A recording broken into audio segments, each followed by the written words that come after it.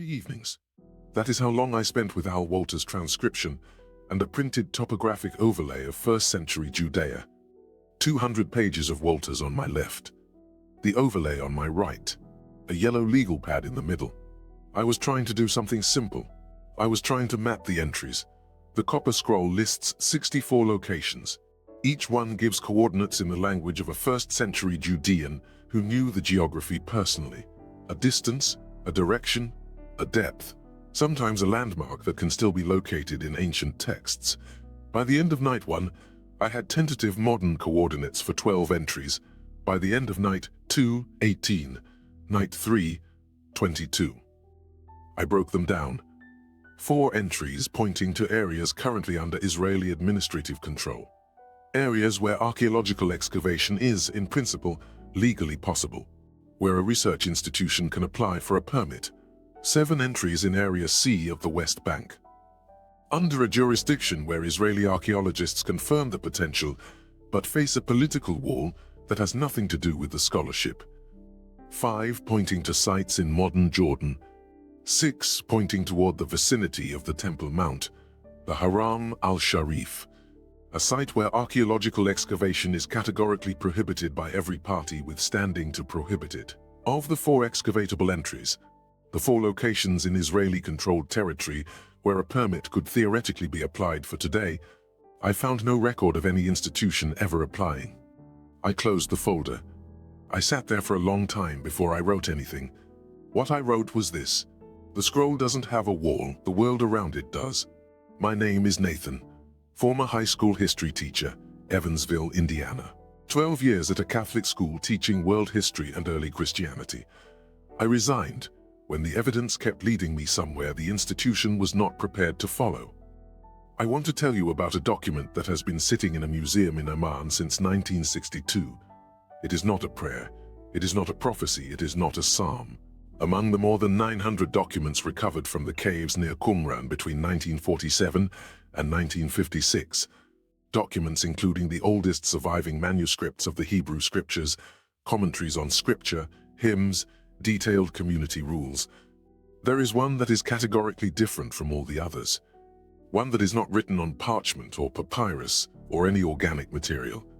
It is written on copper, rolled sheets of copper with approximately 1% tin added for malleability, a metal chosen specifically because whoever made it intended it to last indefinitely. Parchment deteriorates, papyrus crumbles, leather dries and cracks. Copper does not, and it does not contain scripture.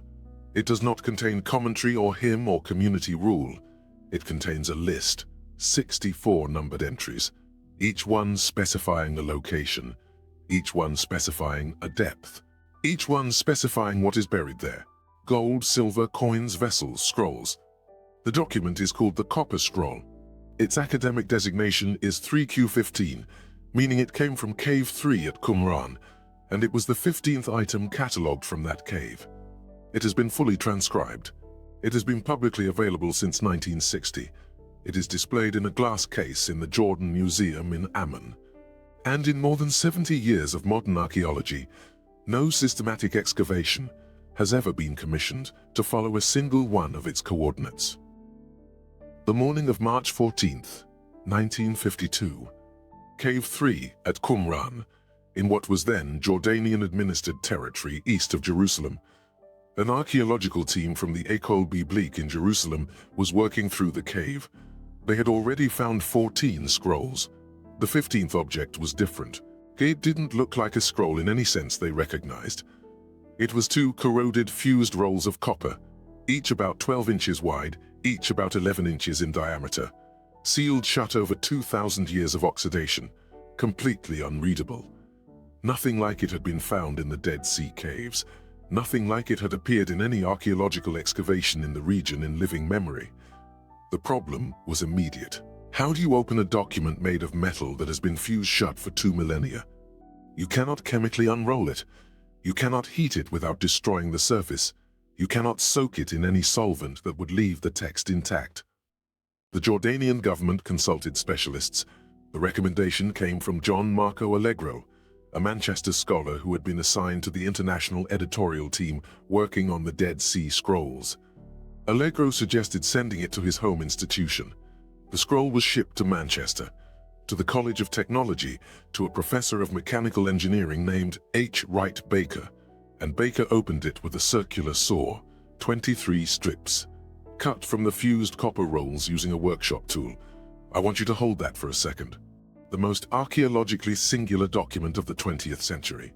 A document that had survived 2,000 years of cave storage, specifically because its creators chose copper over parchment. Opened with a circular saw by an engineer. In Manchester, Baker mounted each strip, photographed it, and transcribed what he could read. Allegro was already in Amman, working with the Jordanian Antiquities authorities. He read Baker's transcriptions. He understood immediately what they contained. And then he did something that made him enemies for the rest of his career. He published. The Dead Sea Scrolls in 1956 were under the editorial control of a small international team centered on the École Biblique in Jerusalem. That team had a publication schedule, a process, a hierarchy. Allegro bypassed it. He published the full contents of the Copper Scroll in 1960, the treasure of the Copper Scroll, Doubleday, before the official critical edition was ready, before the team had reviewed or approved his work. That decision created lasting institutional hostility. Allegro's later career ended badly. The Sacred Mushroom and the Cross in 1970 was received so poorly that it effectively terminated his academic standing. But his early Copper Scroll work, the 1956 through 1960 material, is still cited by every serious scholar who works the text. Because Allegro was right about the one thing that mattered most. He insisted it was real. You have been handed a photocopy of a list, 64 entries, numbered. The translation is careful and slightly formal, the way ancient texts always sound when a scholar has spent decades choosing each word. Entry 1.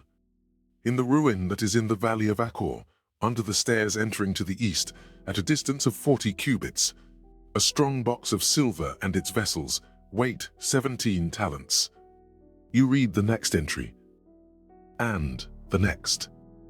Each one is structured the same way. A location specific to someone who knew it. A landmark with a name. A direction from that landmark. A depth. A quantity. Some landmarks you recognize from the Hebrew scriptures. The house of Hakkoz, the pool of Solomon, the tomb of Zadok. Most are places you cannot locate precisely, but the text does not feel invented. Invented lists do not name buildings by family name. Invented lists do not give depths in units of measurement. Invented lists do not specify the orientation of an entrance. You reach entry 9. In the cave that is next to the fountain belonging to the house of Hakkoz, vessels of tithe and scrolls. Its entrance is to the west. You stop at that last sentence. Not because of the treasure, because of the entrance. The entrance is to the west.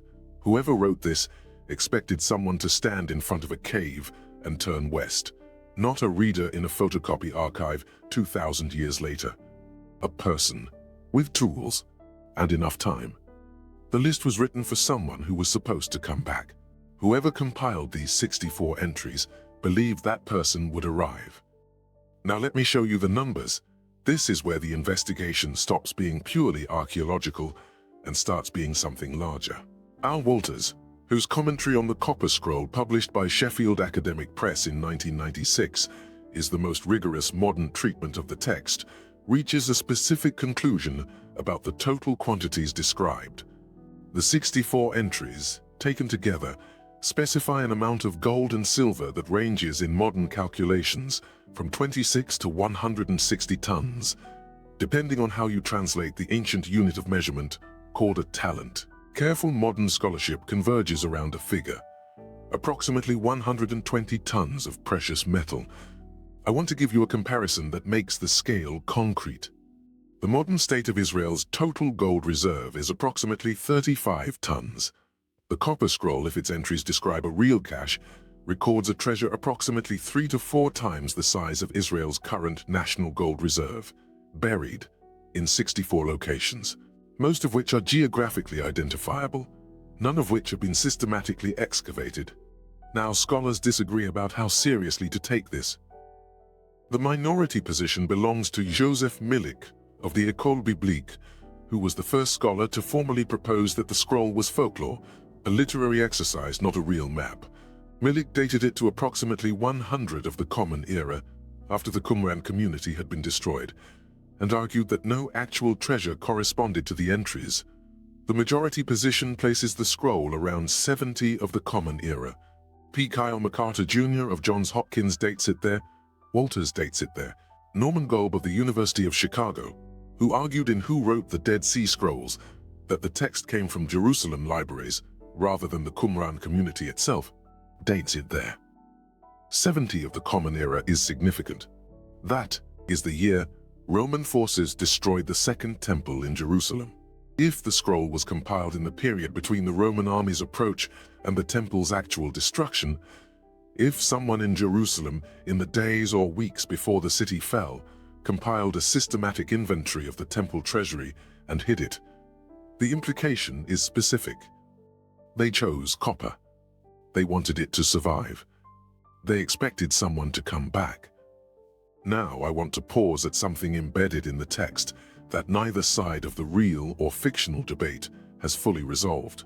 Scattered through the 64 entries, appearing after certain location descriptions, not uniformly, but in a pattern that is clearly not accidental, are clusters of Greek letters, not words. Clusters: Alpha Chi, Alpha Theta, Alpha Kappa, Chi, Alpha Gamma. They appear in the Hebrew text the way a second hand appears in a margin, as if someone added them after the primary text was complete, or simultaneously, but using a different notation system. 3 theories have been proposed, and none have reached consensus. The first, the Greek letters are initials of the individuals responsible for each cache, the guardians, the people who buried the treasure and whose designations were recorded for institutional accountability. The second, the letters are abbreviations describing the category of treasure, a shorthand that would allow a knowledgeable reader to understand what they were retrieving before they started digging. The third, the letters are a secondary encoding layer, a code within the code added by a different hand, intended to restrict the full meaning of each entry to someone who possessed a separate key. The third theory is the one that leads directly to entry 64. Because entry 64 is unlike any other entry in the scroll, it does not describe a location, it describes a document. Here is what it says in translation. In a pit adjoining on the north, in a hole opening northward, and buried at its mouth a copy of this document, with an interpretation of each item and their measurements, precisely. Let me stay with that. The copper scroll, in its final entry, references a second document, a document that contains an interpretation of each item and their measurements. Precisely. The scroll is a map. Entry 64 says there is a master key that makes the map work. A second document explaining what each of the 64 entries actually means. Where each location is, in terms specific enough for someone arriving without prior knowledge to use. What each item is by name and measurement. This document has never been found. In more than 70 years of Dead Sea Scroll scholarship, with the full text of the Copper Scroll publicly available, with entry 64 specifically cited in the scholarly literature as a reference to a secondary explanatory document, no one has located it. It may have been lost in 70 of the Common Era, lost in the siege before the person who was supposed to carry it could reach the hiding place. It may have been hidden separately, in a location no current search has yet identified. It may still be there. In 70 years, no one has systematically looked. There is something I need to say here, and I want to be precise about it. You have always had the sense, not a fully formed conclusion, something more instinctive, that the official record of things is not the complete record. Not that it is fabricated, not that the people who maintain it are deliberately dishonest. Something quieter than that. The sense that the document you were handed, the transcript, the received account, the version that was passed down, had pages removed before it reached you, not with malice, necessarily, with calculation. The Copper Scroll does not prove what was removed from the record. It proves that a record-keeping conversation was happening 2,000 years ago that the official account does not include. Someone in Jerusalem in the final weeks before the temple fell thought it was worth writing down where the treasury was hidden, thought it was worth writing on copper, thought it was worth leaving in a cave above the Dead Sea where it might survive, and in the final entry thought it was worth referencing a second document, a key, for whoever came back. They expected someone to come back. The scroll has been in a museum since 1962. The second document is still missing. You are still waiting to be told it is safe to look. Now let me tell you why no one has looked. This is not a story of institutional indifference. It is a story of institutional architecture, and the architecture is more precise and more unsettling than simple indifference would be. The 64 entries plotted against the modern political map of the region fall into a distribution that makes systematic investigation almost geometrically impossible. The largest cluster of identifiable locations points toward the vicinity of the Temple Mount, the Haram al-Sharif, under the jurisdiction of the Islamic Waqf, where archaeological excavation is categorically prohibited by all parties with standing to permit or prevent it, Palestinian, Israeli, Jordanian, not contested, not disputed, categorically prohibited by agreement. A second cluster falls in Area C of the West Bank. Under the Oslo Accords of 1993, Area C remains under Israeli military administration. Israeli archaeologists confirmed the archaeological potential. The political framework for systematic excavation based on a religious treasure map does not exist. A third cluster falls within Jordan. The physical scroll is held by the Jordan Museum in Amman. The Jordanian Antiquities Authority controls excavation permits within Jordan. No academic institution has pursued a formal excavation agreement with Jordan, based specifically on the scroll's coordinates. That leaves the 4 entries in Israeli-controlled territory. 4 locations where a research institution could, in principle, apply for excavation permits today. No institution has applied. Shelley Neese, whose book, The Copper Scroll Project, was published by White Rose in 2018, traces the political history of attempts to investigate specific sites. The pattern she documents is not one of open hostility. It is one of managed silence. Questions are raised. Committees are formed. The committees do not meet. The scroll does not sit in a classified archive. It sits in a glass case in a public museum, with a placard. Every archaeologist working in the Dead Sea region knows exactly where it is. The decision not to investigate is not a logistical problem. It is a calculated non-decision, maintained by all parties simultaneously, each for their own structural reasons. That is a more unsettling architecture than a conspiracy. Conspiracy requires coordination. What I encountered in 3 evenings with a printed topographic overlay required no coordination at all. The wall builds itself. J.J. Benitez does not address the copper scroll directly in Caballo de Troya. His 10 volumes concentrate on the final years of Jesus' ministry and the world immediately around him. The temple is present throughout, but as setting and backdrop, not as a treasury with records. What Benitez does, particularly in his Jerusalem volumes, the first 2, is describe the temple's administrative and material structure with an attention to institutional detail that most popular accounts do not approach. The arrangement of chambers, the accounting of vessels, the hierarchy of priestly custodianship over the treasury. He does not treat the temple as a mythological backdrop.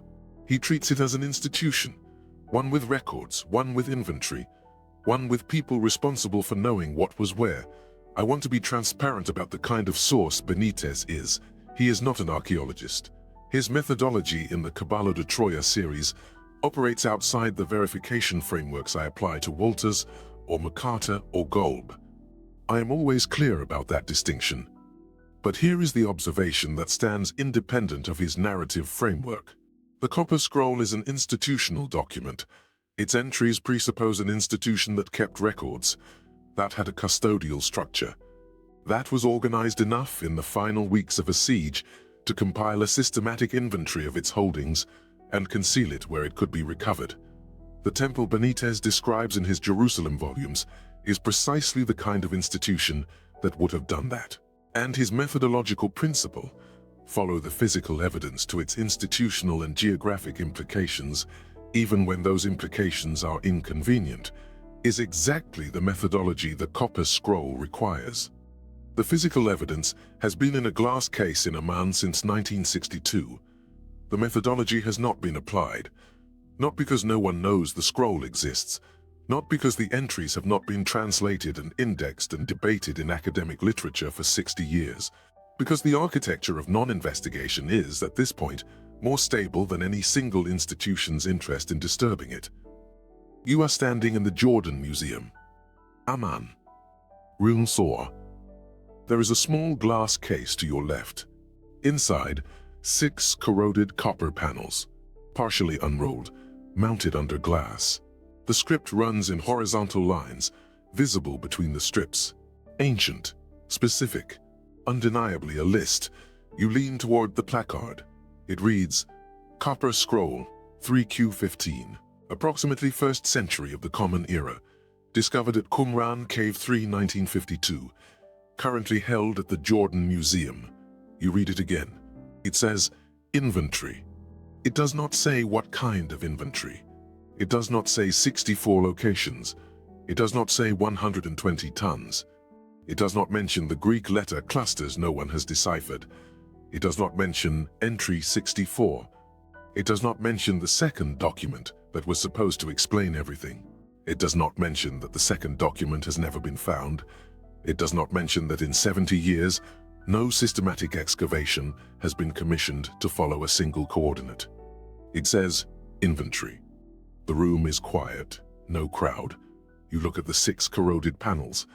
Behind that glass is the most specific unsolved puzzle in the history of religion. An instruction, written on metal to last, sealed in a cave for 2,000 years, opened with a circular saw, transcribed, translated, published, indexed, debated, and placed in a glass case with a placard that says inventory and does not say anything else. Someone expected a person to come back. You decide whether the silence in that word is protection or indifference. I'll let you sit with that. This is Nathan, Forbidden Gospels. Forbidden.